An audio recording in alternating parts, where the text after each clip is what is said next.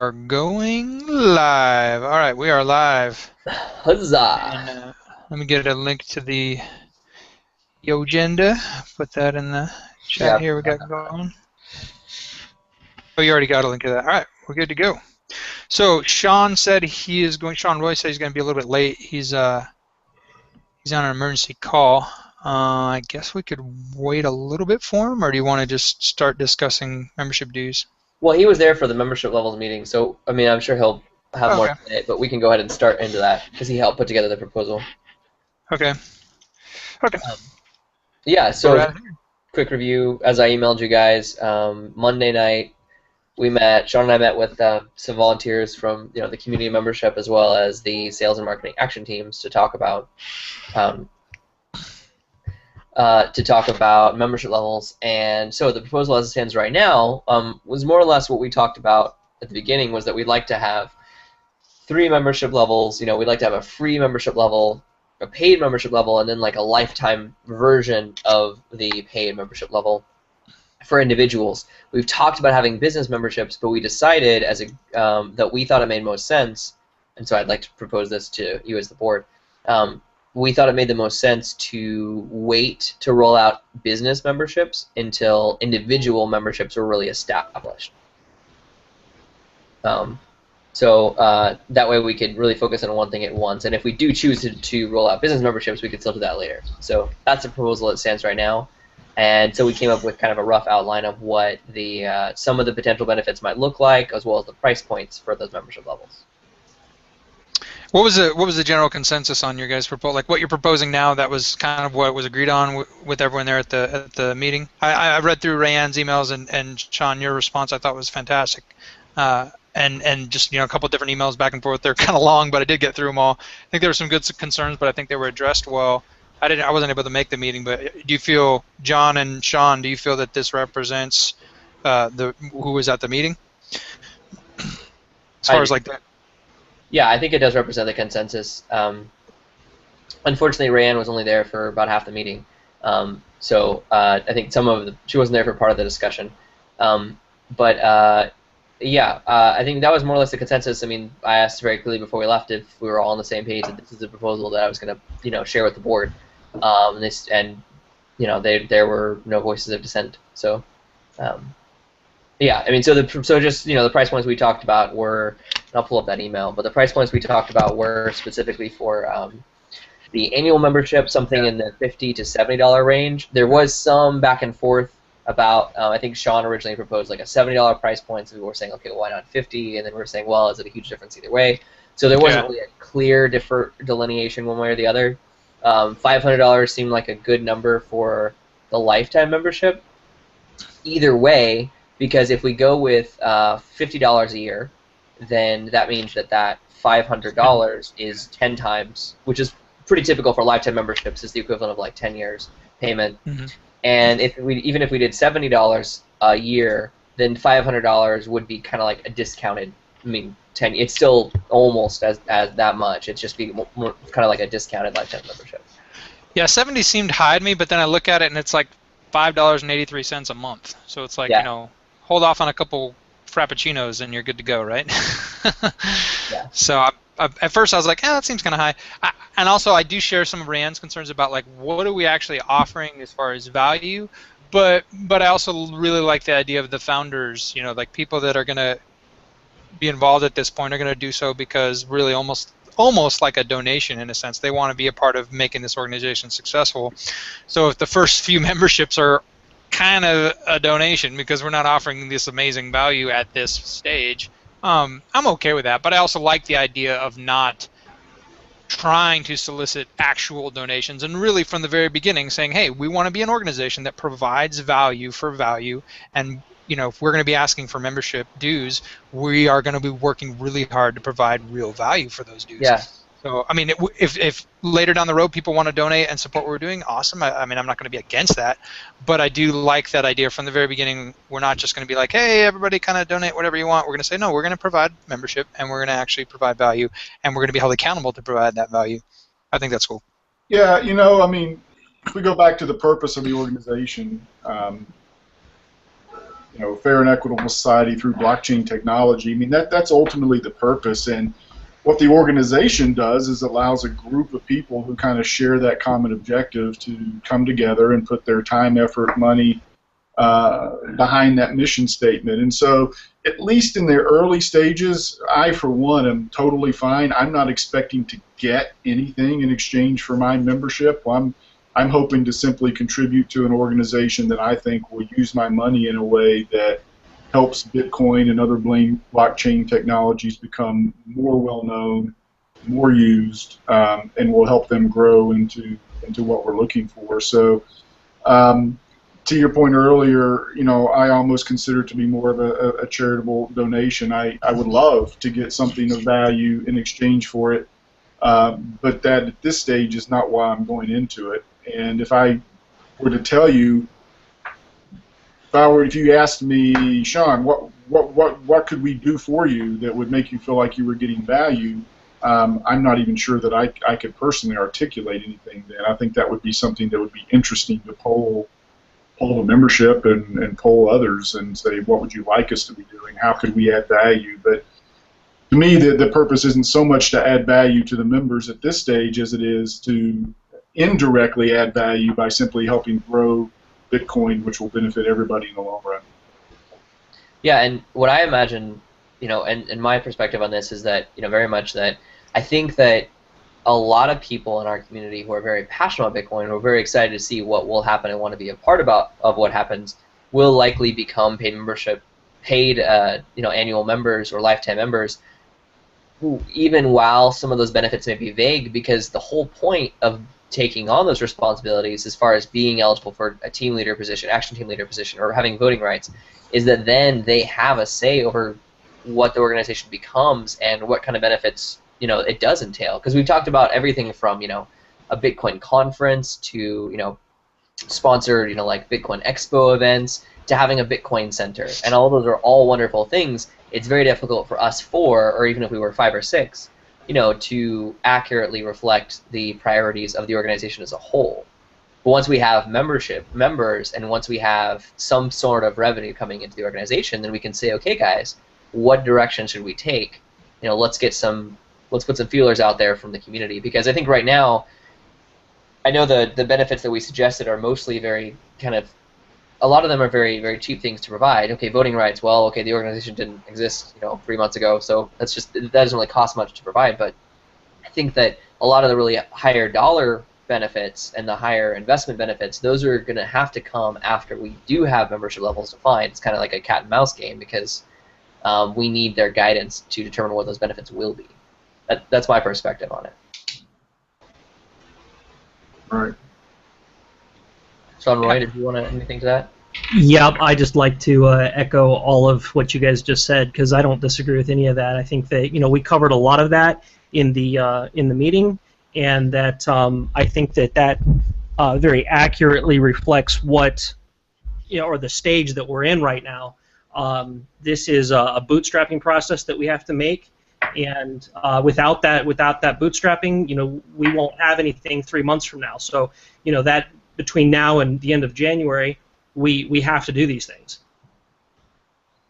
One thought, I'm fine with the proposed membership levels. I don't know if we plan to actually vote on those today or not, but I personally am good with them. I don't feel strongly about 50 or 70. I mean, I could be persuaded either way. I think we probably, as a startup organization, money's precious, and I think the objective in setting that price ought to be, what's going to raise the most amount of money to help the organization promote blockchain tech. And I'm not a marketing expert, so I don't know if we get more people at 50 than we do at 70, or if everybody who's willing to pay 50 is also willing to pay 70, and we're slitting our own throat by making it less. I don't feel strongly.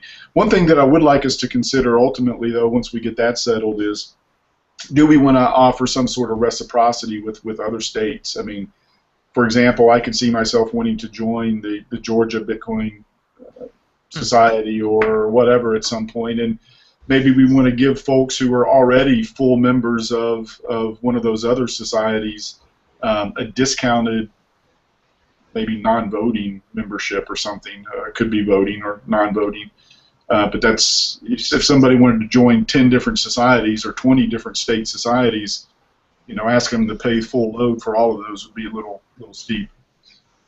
Yeah, I personally love that idea. I love the idea that when I use my Adventure Science Center membership here in Nashville, I can actually go to any science center anywhere in the country, and same with my Zoo Pass, go anywhere in the country and be basically a member there as well. I think that's a fantastic idea. I don't know that we have enough relationships with other organizations across the country at this point, but I'm putting that in the notes, and I would think that would be something that we should promote as soon as we have the opportunity to. I personally, I think that makes a lot of sense. Yeah, I think it's a good idea. I think voting rights would probably need to be a little bit more. That might need to be something that's more state specific, or at least something we have to kind of do that a little bit more. But the other benefits, I think that's a great idea. At this point, to my knowledge, we're the only organization like this that exists. So, I imagine that other state-central or state-focused organizations will arise, and when they do, I think I'm totally on board. I think we should find a way to make that happen. Make collaboration, an ongoing thing. Yeah, something we can delay that. That just wanted to put that in the notes while I was thinking about it. Something I'd just like to add in reference to the price of the membership. I would say that I am a little bit more heavily influenced for the $70 price range as opposed to the $50 price range, simply because we are talking about a founders class and an initial fundraising, and there's nothing that's going to preclude us from lowering the price at some point in the future. In fact, I think that ultimately, as membership grows, we can easily afford to be able to do that. But at the initial outset, I think that that the interested members no one is going to balk, or at least they shouldn't balk at the difference between $50 and $70. I would agree with the second half of that, but I would say one thing I would definitely caution is that although we do have the authority to raise or lower the membership level prices at any time, I think we will likely get more pushback for lowering the prices than for raising them. Because if someone buys in at $70 and then a month later we lower it to $30, they're going to be like, well, hold on a second. Sure, yeah, I can see that being an issue. Yeah. Well, I mean, if that's a big enough. I mean, I think we would do it on an annual. So if they pay $70 this year, right, we would allow them to renew next year at $50 or something. But yeah, I think it should. We can make it happen. We just need to be really careful about how we do that, because we can very easily offend some people accidentally. Yeah, and again, I think if it became that big of an issue, we can always get an address from them and send them the difference if it's really that big of an issue. But I agree with what Sean was saying, that I think most people that are going to jump on board at this time are doing so out of a kind of a donation perspective. Like, they're not expecting, a ton back, and they're doing it for their own internal reasons. Like, I want to be a part of the founding group of people that enabled this organization to be successful. That's my thought. But it's definitely worth noting that if we change it lower, we're going to have to be careful about that. But it's also a matter of contacting the members and say, hey, this is what we're thinking of. What do you guys think? Yeah, I think that's a good point. One thing I would add, as far as from the marketing perspective, is that specifically in the West, especially in the U.S., there is, so I've read and researched, that there is a certain psychological factor surrounding 7s and 5s in prices, which is a very positive feeling, which is why you see so many things that are like $17 or like $27. So I think if we've got both a $70 a year price and a $500 once-time price, then we hit both 7s and 5s.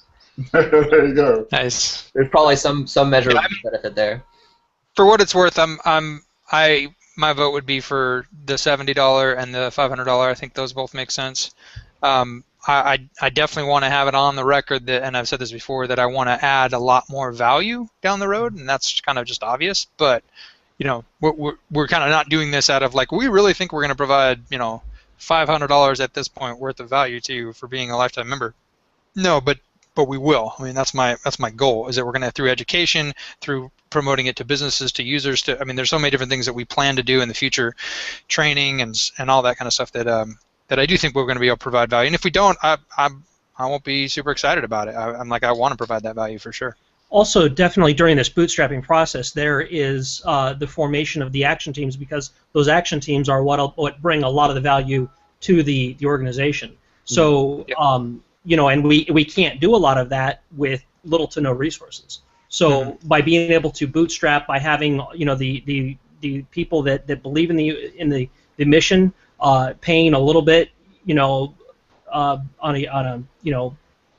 like a even if we call it the founders class, I think that initial seed will return the value add that we're going to be bringing 6 months, a year down the road.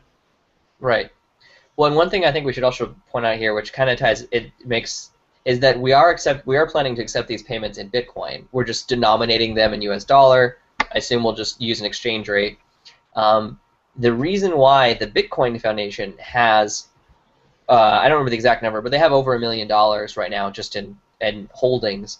The reason why they have such a huge amount of money is because most of the people that bought in at memberships, they kept a lot of that money in Bitcoin, and then the price shot up. So I think there's actually a potential that that $20 difference between 50 and 70 may seem small right now, but hey, if the price of Bitcoin shoots up 5 times to what it is right now, which wouldn't be unusual, then that can be a huge difference in our ability to. I mean, hey, we may be able to afford a Bitcoin center like in cash, So No. I think that's something to also consider. In that is that I think right now, especially while Bitcoin's in a dip, I mean, it may not be in a couple months when we're doing elections, who knows? But I think the more money in Bitcoin we can get into the organization, the better for the organization's long-term future. Yeah, I agree. Were we planning on making a requirement that all dues be paid in Bitcoin? I actually like that. Yeah, I believe that was what we put even in the bylaws, if I'm not mistaken. And then I'm not sure. I'll have to double check if it's actually in the bylaws, but I do remember us saying that's what we agree, and if someone has a problem with that, then there's plenty of members in the community that can convert their money to Bitcoin at that time and make a transaction for them. I was actually thinking about this the other day. Should we suggest that they put in a note, like I know we talked about forum access and stuff like that, with your payment on the blockchain, should you put like your username that you'd prefer to have on the forum? I don't know. I mean, just something we can point to and say, hey, there's my transaction that I paid, and it goes to the Bitcoin address. And that's me. See, there's my username or something like that. I don't know. I mean, have we thought through? I know you talked about a membership plugin, I think, or something like that. Yeah, we have all that set up and ready to just roll out just as soon as we say let's go. Okay. So when the member registers and pays their due, they'll be creating their username at that time. Good. So basically, at this point, the memberships will be defined by a login on the website itself. Correct. That's going to be how we actually do that. Cool. Yeah. There will be a members section which gives them that username and password, gives them access to all the members' features of the website. Okay. Sean, could you remind me just so that we know, because I don't know if we've discussed that as a board, can you remind me what the price point is for that membership module that we're looking at? Oh, you mean the cost? Yeah, there's some cost associated with it. Yeah, approximately $20 a month. I don't remember if there is if that's tiered pricing or not, but the number off the top of my head is $20. Okay, if you could put together if you could send us a link to if there's an example possibly of what that looks like and send us the pricing information in an email, I think that'd be good before we make a commitment to that, to at least take a look at it and make sure it's what we need. I mean, I'm fine with leaving that to the action team, honestly. Okay, cool. If they're cool with it and it's not a waste of funds, I mean, we'll just approve the request for funds, really. So. Okay. Okay. It's for up to 1,000 members is $20 a month. Nice. Up to 50,000 members is $99 a month. Okay, and they do accept Bitcoin in this plugin? Yes, they do. Okay. Sounds good. Good. Cool. All right, cool. So, you guys want to vote? Yes. Are you proposing that we vote? I am proposing that we vote. You have to have a gavel, don't you? Yeah, I'm just pulling up the email as well. So I'll just read it here. Free membership, $0. Again, the benefits you get are not as important right now, but what's in the email is forum access, event invitations, and email newsletter. That's part of the free membership. With the annual membership, I think we're all kind of agreed that $70 a year is what we're saying. That's going to be all the free member benefits as well as rights, action team leader eligibility. Again, anyone I guess can be on an action team, but if you're going to be a leader, we want you to at least be a member, paying member. and then access to a deeper level of the forum, including some other features that are yet to be fully determined, and then a lifetime membership of $500, and that's a one-time payment, and you get possible memorabilia coin, or what we're going to be thinking about, what other benefits again we'd provide for that, but that seems to be what we're voting on. That sounds good to me. I second the acceptance of that proposal. I'm for it. I'm for it as well. All right, great. I'm for it as well. We're good. All right. Does that include? Did we cover the price point there as well? Yeah. $70, $500. Okay. Did we define founders? No, we didn't within No. those. Yeah, but, let's talk about that. Well, let's talk about that too. Yeah, let's talk about that. I think that some of this ties into when we have the election, but the last time we set the election date, we were talking about the election taking place in January and being completed by January 31st. In which case, I would say that along those lines, we should have the founding class be anyone who joins at either an annual or lifetime membership level between when we open membership and January 31st. Or Yeah, that makes absolute perfect sense to me. So I would definitely second that. Yeah, I agree with that too. That's kind of what I've been thinking. yeah. Sean, does that sound? Yeah, I mean, when were we going to have the election? Well, last time we talked about dates, and I think we put in the bylaws, is we would have the election in January. The election would run sometime between January. Yeah, so my only suggestion would be to make it December 31st, just so we know who's going to be eligible. Well, Yeah, I think we cut did. off date so we know who's eligible to vote or something. But I guess we could still do that when we lay down the rules for the election, which the board does. We could just say all members of record as of December 31st are eligible to vote, whether they're founders or not. So I'm good with that. That makes sense. Okay, yeah, that makes sense. Okay, yeah. I think because we'll have to have an election conversation at some point. Yeah, but I think even if someone joins in January, they could also vote in January. I don't see a downside of that. We just have to define that clearly whenever we open the election. Right. But yeah, okay, so and then just to clarify that the founding class wouldn't have any additional benefits or rights within the organization. They would still pay the same dollar amount of dues as anyone else. The only main difference would be that they would get that honorary title of founders class. Founder, we might call them a founding member, I suppose. And we may give them like a memorabilia coin as a thank you. That's kind of what we were thinking. Or something like that. Sounds great. Sounds good? Okay, cool. So it sounds like we're all on the same page on that, which is good. Cool. Yeah, and I think if for whatever reason, if there's pushback on that from the community, we can override ourselves and change it. But I think that makes a lot of sense to me. Okay, cool. Oh, and go ahead. One note on that, just to be clear. So I think last time we also talked about, rather than opening up membership immediately, planning like a launch party. Where we would have like a specific day where we say, hey, this is the day and this is the time when membership opens, and then at that day and time we have like a launch party at like Riverwood Mansion, for example, have a bunch of people there, have a video call, so we make it a big event, we get a bunch of people on board like the first day, rather than just kind of like open it tomorrow and just let it kind of happen. I think we would probably have more success if we made a big deal about it and had like a launch party. I think a launch party would be great. I don't know if it really matters. Because I think there are people willing to pay now. So, for example, like if we're gonna have the Nashville next week, unfortunately I'm not gonna be there, but there are people that will probably want to pay that Tuesday. Say, yeah, I'm on board. I've been coming to this meetup for almost a year now, and I want to support it. So yeah, I'm ready to pay. Yeah, so it's like I'm ready to pay. So I definitely still want to do a launch party though. I think you're exactly right, but I mean you could also do a launch party and have everybody show up that already paid at that point. So, but either way, I think it's worth celebrating and saying, hey, and I think it's worth saying, like I'm sure Southern Alpha and the Technology Council, Nashville Technology Council, and sure there's people that would want to promote it. I mean, we might even be able to get Coinbase or somebody, not Coinbase. I always get them. CoinDesk. Thank you. I always get them confused because they're like. We might even get CoinDesk to want to write about it. Who knows if we make a big enough deal about it. So I do definitely think from a marketing standpoint that should be done. I think that again is up to the action team that would want to do that from a marketing standpoint. But yeah, if we have people that are willing to pay now, I could see members of the organization being like, why aren't you guys letting us pay if what you're saying we can't move forward is the lack of resources? Like I don't want to be that hindrance of like, oh well, for marketing, like. Well, yeah, I Yeah, mean, it might mean we there's get nothing- less, but I don't think there's anything that's detracting us from opening it up just as soon as we're ready to roll. Okay, if that's what you guys feel, then that's fine, and we'll go with that. Monday? Well, Sure. yeah. I can have. I've got the rest of this afternoon, and I've got up until about 3 o'clock tomorrow that I'll be working on these things, and I can have that rolled out, ready to roll tonight at some point. Okay, great.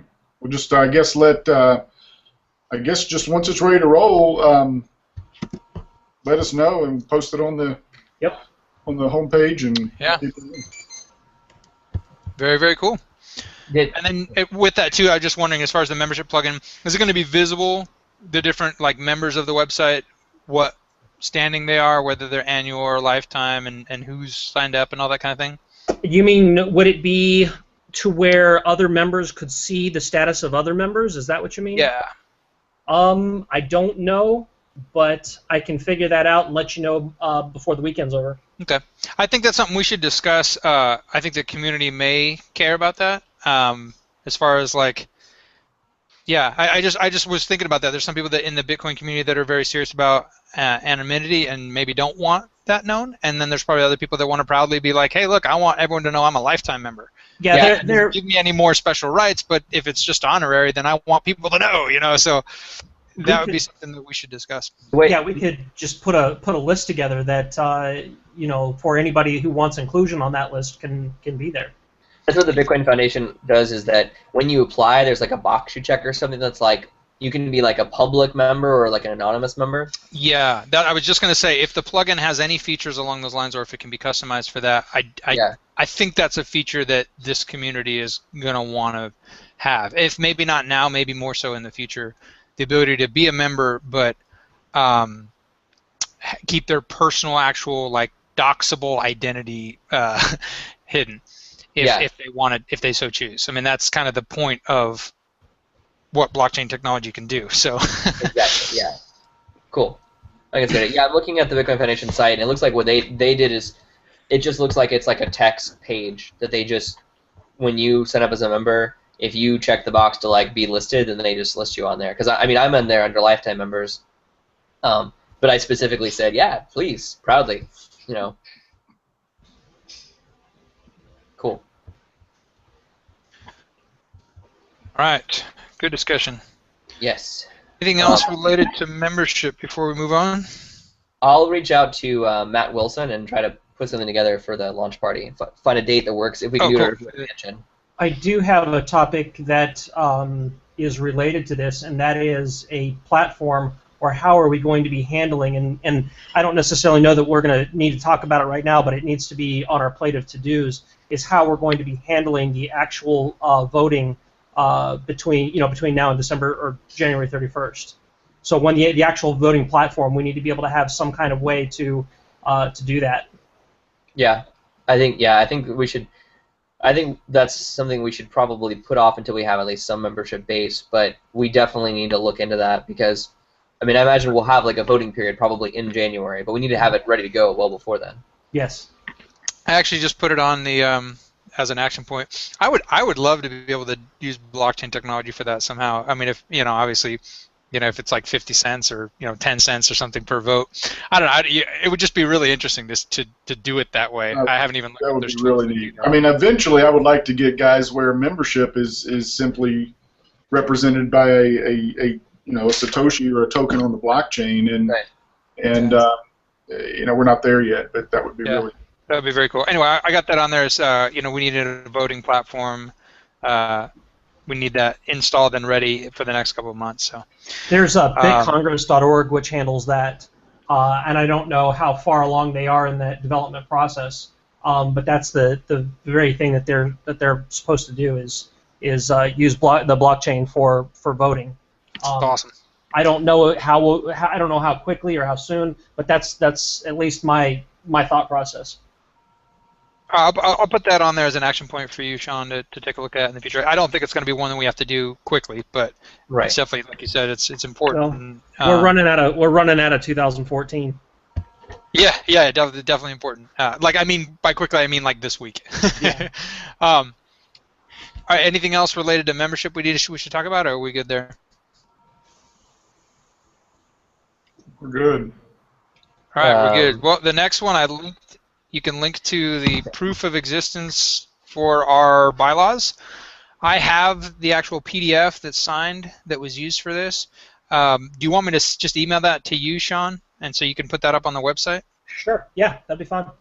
Well, is it on Google Drive? I thought we just put it on the website. Put the link in the minutes here. Yeah, the link is in the.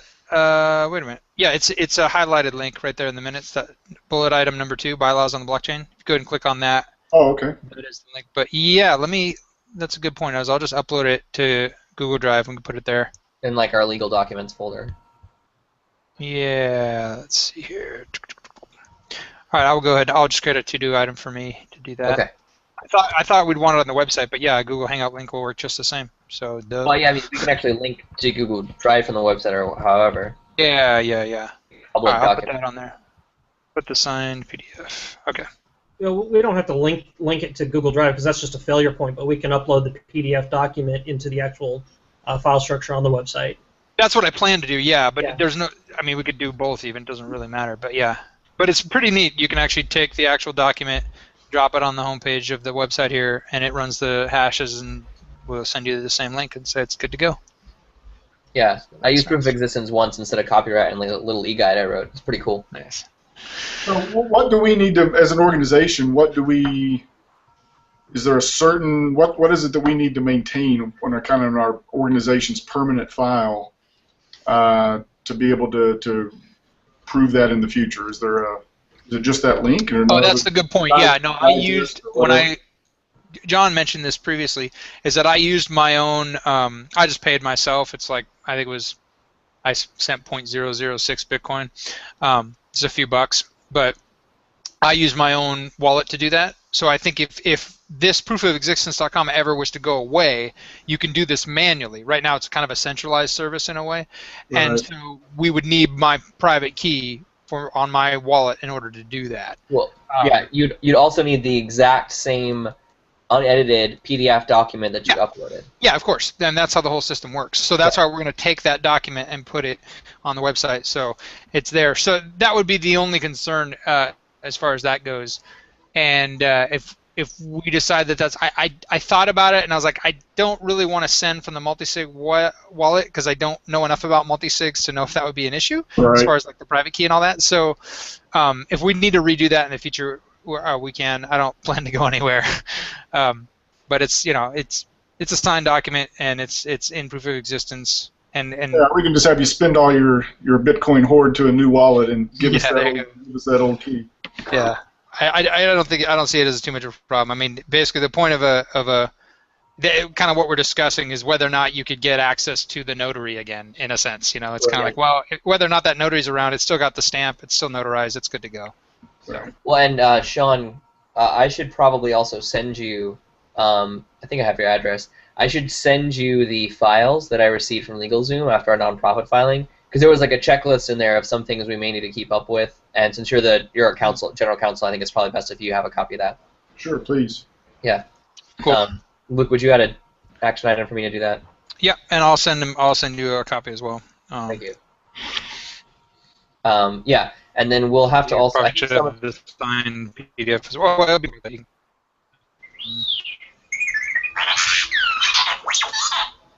And yeah, and I think we may need to touch bases with the accountant as well about, because we got like the state filing paperwork done, but I think there's still some financial stuff we may have to do.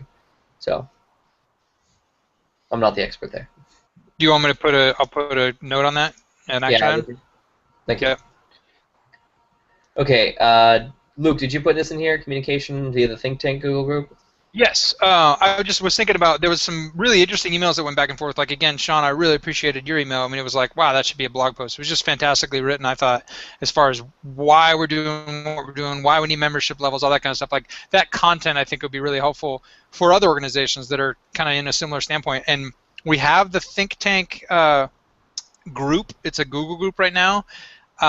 Whether it's that or hopefully in the future it's the actual form on the website, I was thinking about what do you guys feel about actually using those forms of technology? Because an example, one of our community members got on an email thread that they couldn't get off, and they're like, hey, yeah, I don't need to be on this thread anymore. The nice thing about a group is you get to choose how you control that email. You can get a daily digest, you can get no email at all, and only go and view it when you want to. So I'm just thinking when we have action team meetings,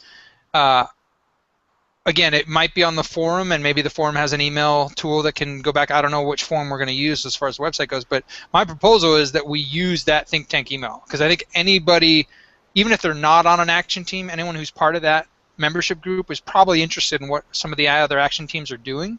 And if we need to, we can create more groups per action team and let people join them. But I just think that it's a more effective tool than just like, because there are probably a lot of other people that would have really benefited from that conversation, but they weren't on that list because they didn't show up that one day for that meeting. Yeah. So and it's to people who are not here in Nashville that can't show up for actual physical meetings. So my proposal is that we already have that Google group. Let's go ahead and use it and actually suggest that the action teams use it for communication that we feel would probably be beneficial to the community to know what's going on. Just an idea. It might be overkill. It might be like too much email. Maybe other people don't care what other action teams are doing. But my hunch is, at least at this stage in the game, people are going to be interested to know what's going on. I think that's a good point. I think we should probably do our best to kind of at least gently enforce that. You know, like in hindsight, that comment, you know, that email thread, for example, the best thing probably would have been to do is be like, hey, so I'd love to discuss this further, but let's move this to the think tank, you know, forum. That's what I was thinking. Yeah. Yeah, I think that's a really good point. We need to use that Google group a little bit more when it comes to long form, especially. I mean, those were more than just emails. Those were massive, you know, documents. I think that those are really. I agree. Those would be best in things like the think tank and eventually, ideally, a forum, because we can have different threads in a forum for every action. Exactly. Yeah, exactly. So, I agree. Is that what you meant? Is that kind of what you were going for? Yeah. Cool. All right, cool. Yeah, if you guys are good with that, it's just a suggestion I think we can make to the community. And as we're working with action teams, instead of just, you know, randomly, hey, what's your email address? What's your email address? And we talked about creating email addresses for action teams. I think Sean, Roy, you've got an action item for that. But until all that gets in place, it just makes sense to me to say, hey, let's go ahead and use a think tank. You know, use an effective email subject so they'll know which action team that email applies to, and other people can just go, okay, that's that other action team, doesn't bother me. So I'm not familiar with think tank. Well, there we go. There's another reason why we should. It's just a Google group that we set up after. I may already be in it and not know it. I don't know. Yeah, you may not actually. We should definitely. Part of that proposal was if we're going to use that. Like I think there were some other people that weren't on it as well that didn't know about it, and I think it's one of those. What happened, Sean, is we did one of our monthly meetups here in Nashville. We just kind of did a meta meetup about the meetup, and out of that group, we said, "Wow, this is a really great." We need another group that actually focuses on this type of conversation, not just the week or the monthly, hey, let's get a Bitcoin community together, but let's talk about what we're trying to accomplish. That's where we created that Google group out of that second meeting, and that's actually we created the Bitcoin Alliance as well out of that meeting. So it's just it's an online Google group where people, again, your email is controlled how you want it. It's an online forum in a sense, but you can control whether you get daily digests or email each time, or you can just view it online yourself. Yeah, I just posted a link to the group in our Hangouts chat. So if you're not already in there, Sean, you should be able to go into that. And I'm going to put that on the minutes as well. So anyone who's reading these or watching this can go ahead and join as well. I mean, we kind of have a loose membership requirement. It's just we have to kind of know that this is someone in the community, and we generally approve anybody who says, hey, I want to be part of this group. Yeah. Obviously, if people are going to spam it or whatever, they won't last very long. But yeah, so I'm going to put that in the. Yeah, Sean, I'm fairly certain you're already in that. I think you may just have email updates set up. Okay. That was the first thing I added to you when you and I first met over the phone. That's the first thing I added you to that group right away. Okay, all right, good. Well, it's a little confusing now because I finally got my Tennessee Bitcoin email address set up. And so now I've got I've got my old Google login and my Tennessee Bitcoin login. Oh, yes. Welcome to Google Apps. I have 5. They get more and more. Yeah, I just narrowed it down, so I have only 3 now, I think. Nice. Yeah, so I think I don't know. I don't know which one I'm in that group under, or if it even matters. So maybe we can put me in under both, so I can access either way. But.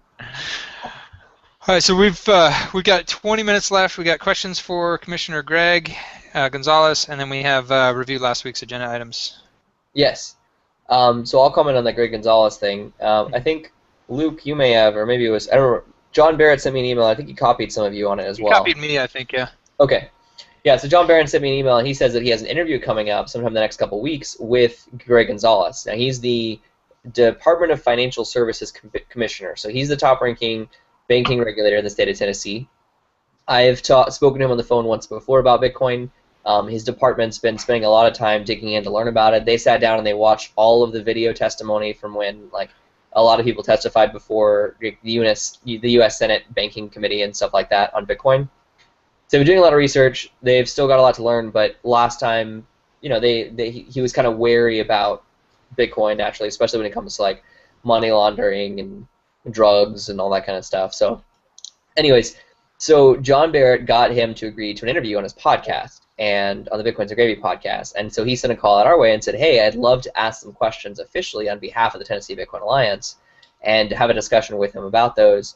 Do you guys have some questions you'd like to submit? So we have an opportunity right now to put some questions forward. My very first question was, what is your opinion of Andreas Antonopoulos' testimony before the Canadian Banking Committee? Like, he needs to watch that. He just, in my opinion, he just absolutely has to watch that, because I think that was one of the best examples of somebody talking through what a banking regulator should know about Bitcoin. To me, it was just beautiful. So that would be my question. What is his opinion? What is his stance on that? And hopefully that means he's going to go, I don't know, I better go watch it. Okay, wait, we should be making a list of these. Are you? Sure, I can do that. Awesome, that'd be great. Yeah, because I think that's a good question for sure. Yeah, I think one of the first questions ought to be, and I'm not trying to put him on the spot, but it'll be very telling how he answers it, is just ask him, you know, what is Bitcoin? What do you think Bitcoin is? Oh, great question. I would love to get his opinion on that, because, you know, if you ask Losky that in New York, he's going to say it's wrongly, in my view. He's going to say it's simply, you know, internet money, and it's so much more than that, and has voting capabilities, which we've already discussed today, and proof of existence, which we've already discussed today, and lots of other applications. And my big fear, of course, is that if you regulate something this broad as money, an analogy that I've used previously, it's like regulating all paper as money. I mean, if you regulate all paper as money, paper becomes largely useless. You wouldn't have newspapers. You wouldn't have lots and lots of things. And so if we ask, you know, as an initial question what he thinks Bitcoin is, I think that'll be telling as to whether he really understands the implications of this technology, or whether he's just purely coming at it from a banker's perspective like Losky is. I think it's a good question. Yeah. Okay, cool. Maybe I think a question that relates specifically to Tennessee Bitcoin Alliance that I'd like to hear some feedback in is, how can we, as the Tennessee Bitcoin Alliance, best meet your needs and work with you as a banking regulator? And, you know, I would say a part of that to say, okay, I would be very transparent about our mission statement along with that question, to say our mission is, you know, to promote blockchain technologies for a free and equitable society. How can we best serve your department to work towards that mission? To answer your questions, that kind of stuff. Mm-hmm.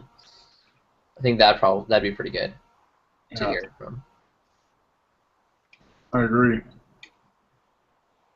I'm trying to think what else. I mean, it'd be really great, and maybe this will be a follow-up, if we could just have like an on-podcast, like kind of like back and forth, you know, like discussion with either you, Sean, or me, or one of us, with Greg Gonzalez. I think that'd be ideal. John, I put that question in there as best I could. If you want to modify it, go ahead. But I got, how can we as the Tennessee Bitcoin Alliance, given our mission to promote blockchain technologies for a free and equitable society, help you? Help you in your department, perhaps? Yeah. Yes.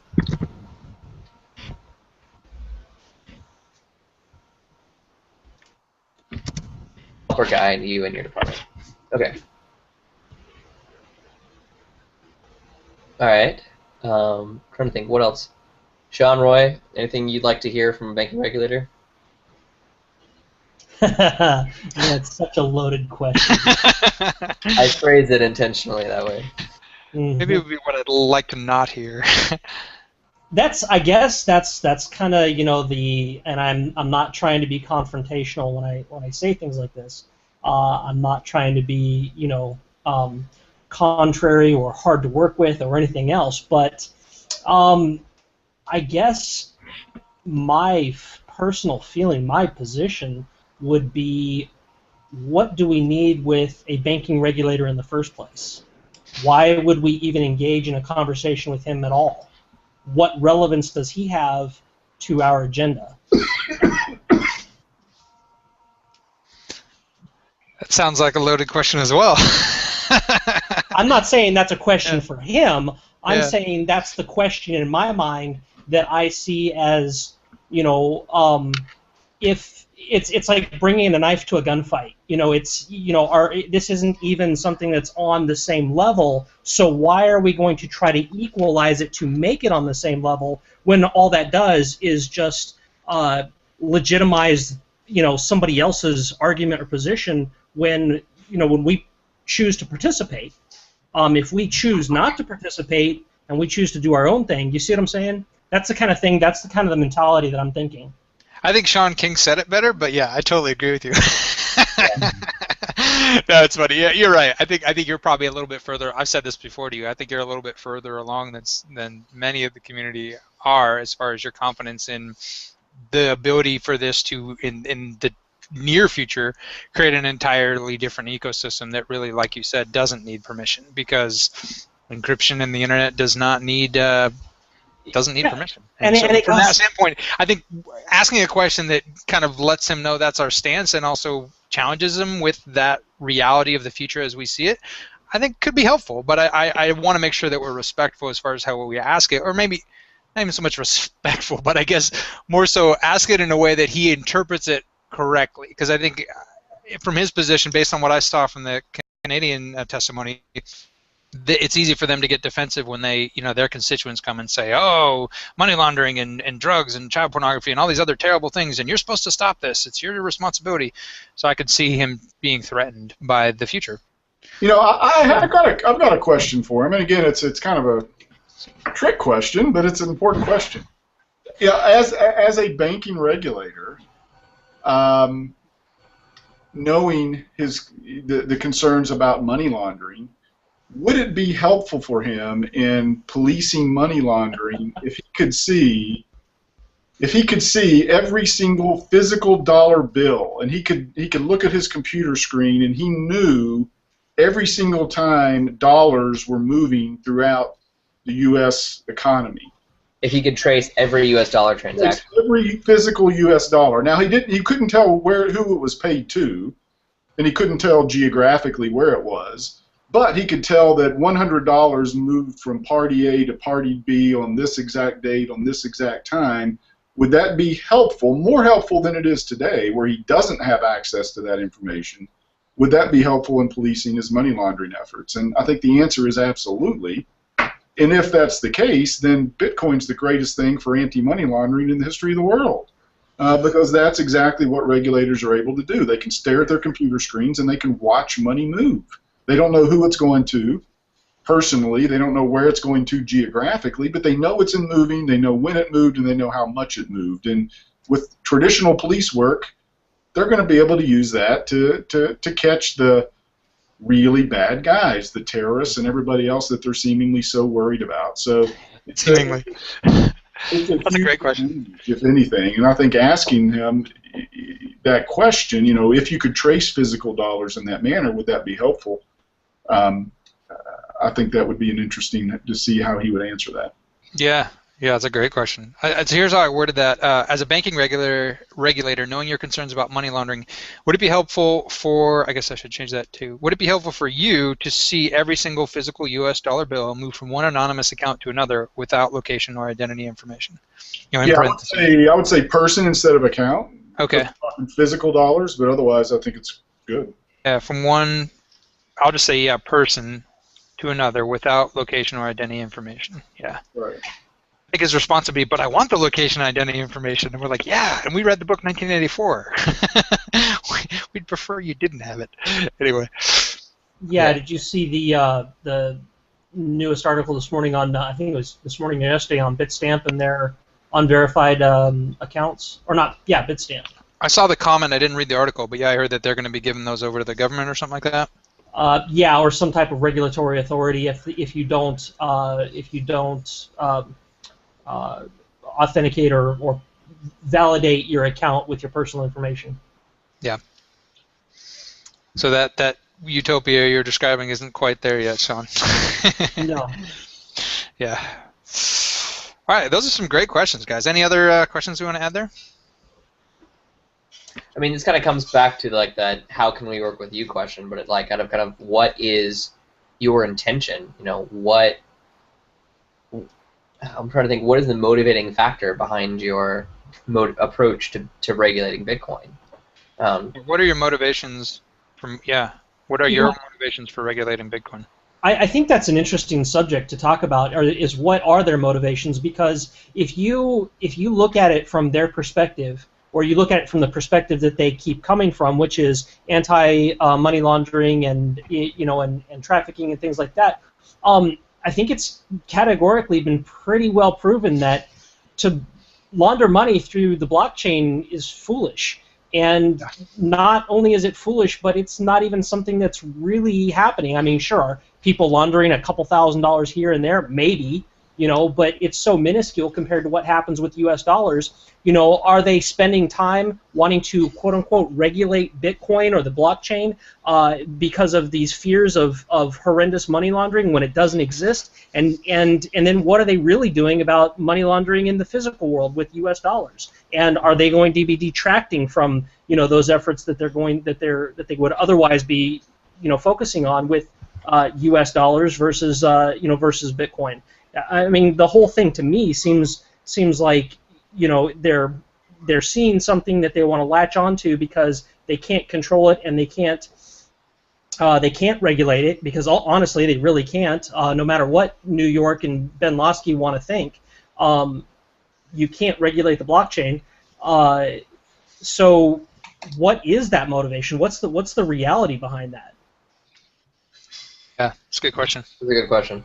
And I think, too, maybe another follow-up question might be, what are your concerns, because I want them thinking this way, what are your concerns about regulating Bitcoin and what it might do to the Bitcoin ecosystem and the jobs that can be created in your local area because of blockchain technologies?